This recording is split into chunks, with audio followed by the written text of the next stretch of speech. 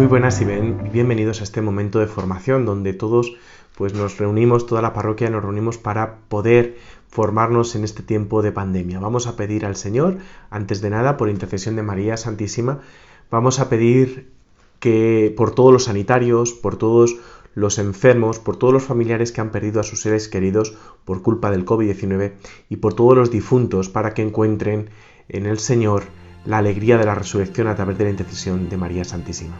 Rezamos el Regina Coeli. En nombre del Padre, del Hijo, del Espíritu Santo. Amén.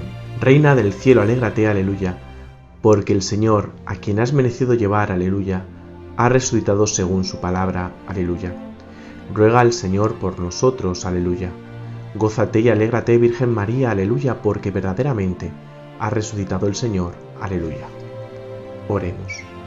Oh Dios, que por la intercesión de tu Hijo, nuestro Señor Jesucristo, ha llenado el mundo de alegría, concédenos por intercesión de su Madre, la Virgen María, llegar a alcanzar los gozos eternos. Por Jesucristo nuestro Señor. Amén. Gloria al Padre, al Hijo y al Espíritu Santo, como era en el principio, ahora y siempre, por los siglos de los siglos. Amén. Pues en este momento de formación nos vamos a centrar mucho en la revelación. ¿Qué es la revelación? ¿Dónde encontramos la revelación de Dios? Y cómo podemos interpretar la revelación. Nos vamos a ir con... Lo primero que queremos hacer es, antes de entrar en materia, es diferenciar dos tipos de revelación, porque la revelación, ¿qué es? Es la manifestación de Dios a los hombres. Y nosotros vamos a encontrar dos tipos de revelación, la revelación natural y la revelación sobrenatural. ¿Cuál es la revelación natural? Que es la primera revelación. La revelación natural es la huella digital de Dios en toda su obra, en toda su creación. Esto me lo habéis oído mucho hablar de San Ignacio de Loyola, como al ver las florecillas del campo decía, qué bellas son, ¿no? Y decía, callaos, dejad de gritar, que ya sé que me estáis hablando de vuestro Creador.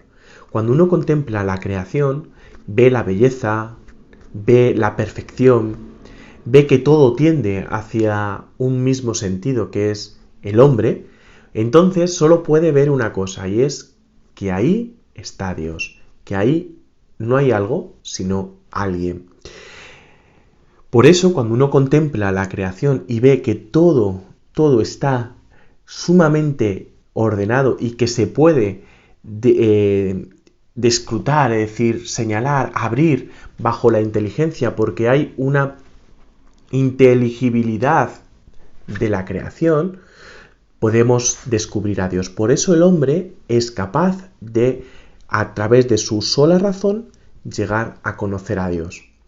Al contemplar, como os he dicho antes, la belleza, la grandeza, la perfección de la naturaleza, el ser humano ha intuido la existencia de una realidad inteligente, que no es, que está por encima de lo que vemos y que está externo a lo que vemos. Esta dimensión está por encima, como os he dicho, de lo material y que sería la causa de toda esta maravilla. Es importante esto que acabo de decir, es la causa, no está dentro de ello. Cuando yo veo puedo ir a ver el primer coche que diseña Henry Ford, puedo decir, bueno, veo que es perfecto, ¿no? Están todas las piezas bien hechas, el motor está bien diseñado, todo está bajo control, hay un diseño perfecto, una ingeniería perfecta creada. Mi error sería pensar que como no está ahí Henry Ford, no ha existido Henry Ford. Sería ilógico pensar que para poder afirmar la existencia del creador de ese primer coche, decir que debe estar dentro de ese primer coche, sino que yo puedo ver las huellas de ese creador, ¿no? De ese ingeniero. Es igual que cuando veo una obra de arte. Yo si veo una obra de arte, no digo, bueno, como no está el autor dentro de la obra de arte, el autor no ha existido. No, puedo ver sus huellas, puedo ver sus trazos, y cuando veo un cuadro puedo decir, este cuadro pertenece a, porque tiene trazos de. Pero sería iluso pensar que si el autor de ese cuadro, ese pintor, no está dentro del cuadro, no existe y que ha sido creado de forma azarosa, sin saber por qué. Se ha dado, como ilusamente puedo llegar a decir Stephen Hawking, se ha dado vida a sí mismo. Es ilógico pensar eso. Por eso, en este momento, es importante poder ver la creación y decir, ahí está la huella de Dios. Su perfección, su ser inteligible de la creación, me permite ver que Dios está detrás. Y no seamos tan ilusos como el primer astronauta que subió a la Luna y cuando bajó dijo, Dios no existe. ¿Por qué? Porque he subido al cielo y allí no está Dios. Pues claro que no. Claro que no está Dios, porque Dios está fuera de su obra creadora. Y después vemos la revelación sobrenatural. Vemos la revelación sobrenatural. ¿Qué es la revelación sobrenatural? Bueno, pues una manifestación de Dios más explícita a través de hechos y palabras, de signos y de hechos y palabras a lo largo de la historia. ¿Por qué? Porque el pecado y la limitación de la naturaleza humana nos hacen caer en el error o no llegar a la conclusión de la existencia de Dios. O incluso no poder comprender por nuestra limitación la totalidad de Dios. Y por eso la revelación natural, la revelación sobrenatural son verdades, contiene verdades naturales que el ser humano podría conocer también mediante la razón. Que Dios ha creado el mundo, como nos dice el Génesis, lo podemos saber a través de la creación. O que Dios existe, lo podemos saber a través de la creación. Pero con las verdades que exceden, también contiene verdades que exceden al hombre, a la razón humana, y que pueden ser conocidas solamente por la libre y gratuita voluntad de Dios que se ha manifestado a los hombres. Por eso, queridos hermanos, es importante ver la revelación natural como la revelación sobrenatural como un auxilio de Dios para que el hombre pueda conocer bien a Dios, aunque lo puede conocer a través de su razón. Por eso Juan Pablo II nos va a recordar, fe y razón deben ir juntos. ¿Por qué? Porque lo que yo conozco a través de la razón, puedo conocerlo también a través de la fe. Y lo que la fe me muestra, puedo manifestarlo y puedo comprobarlo a través de la razón. Para ello, ha querido Dios acercarse al hombre a lo largo de la historia, amándole y dándole a conocer a través de que, como os he dicho antes, mediante obras y palabras, a lo largo de toda la historia, como podemos ver en la Sagrada Escritura, y de forma progresiva, es decir, Dios ha ido manifestándose poco a poco, no en su totalidad. Por eso en la Sagrada Escritura, si empezamos del Génesis hasta que culminamos con el Nuevo Testamento, podemos ver una manifestación progresiva de lo que es Dios. Porque el hombre, si nos fijamos en la educación, el hombre conoce progresivamente. A veces es cíclico el conocimiento del hombre, pero ese conocimiento del hombre nos hace capaces de poder ir progresivamente. A veces lo que un chaval de primero de primaria ha conocido se repite en sexto, pero un poco más o mucho más de lo que conoció en sexto, de lo que conoció en primero. ¿Por qué? Porque ha ido conociendo progresivamente. El hombre debe poco a poco ir adentrándose en los misterios. Dios ha querido revelarse como ser personal.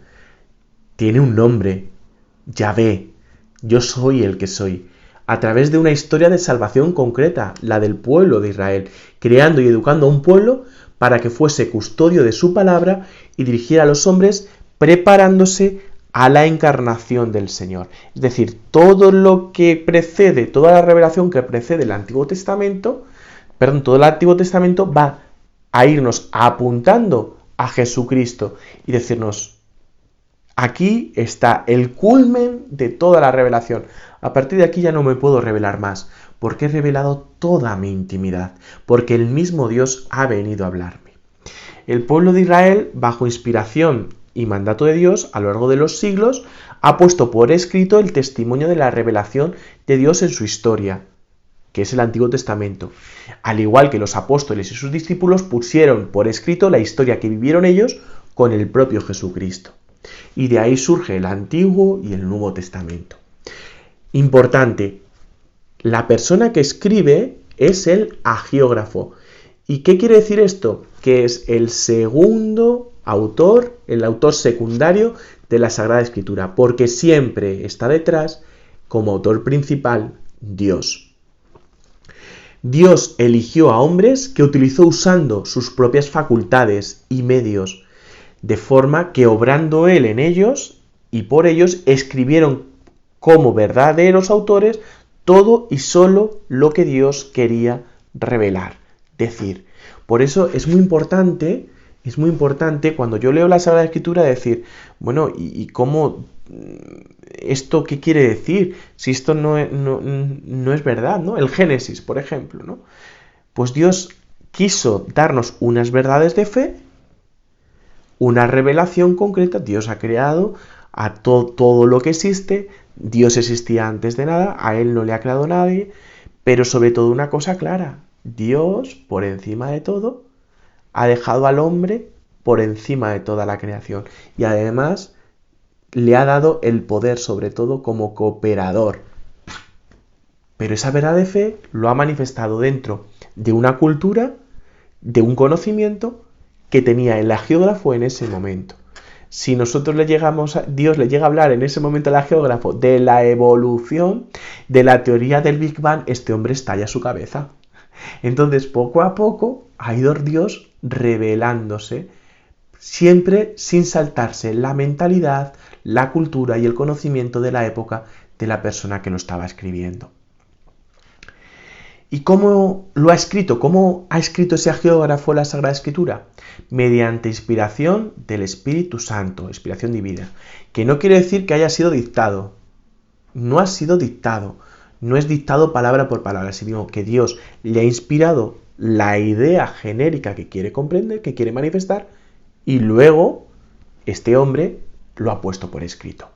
Por eso es muy importante a la hora de comprender la Sagrada Escritura que tengamos 3 puntos de visión. 3 puntos de visión. O 3 puntos para escrutar la Sagrada Escritura. El primero, tener presente el sentido de la Escritura, tanto literal, es decir, nos está contando una historia que sucedió, como espiritual, ¿qué hay detrás?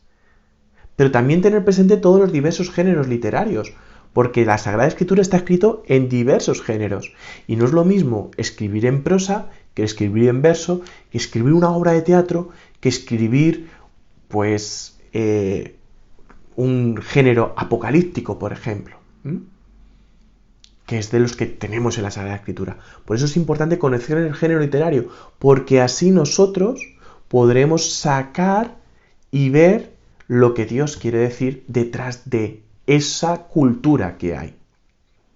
También ver la Sagrada Escritura en su totalidad, es decir, ver el conjunto. No son libros aislados como tengo aquí, que los he ido poniendo, sino que Dios ha escrito todos esos libros hablando en general. Es como si yo me quiero poner en una obra de arte, ¿no? En un teatro, en un libro, y yo veo un autor que ha escrito toda una colección, pero cojo un libro de la mitad, pues claro, no voy a entender nada. No voy a entender nada. Entonces tengo que ver la totalidad. Y por último, ver la interpretación de la Sagrada Escritura que ha hecho el magisterio de la Iglesia a lo largo de la historia, para poder comprender bien lo que Dios me ha querido decir. Bueno, pues después de este pequeño totus revolutum, ¿no? De todas estas cosas, esta información que os he dado sobre la Sagrada Escritura, espero que hayáis podido comprender un poquito qué es la revelación divina.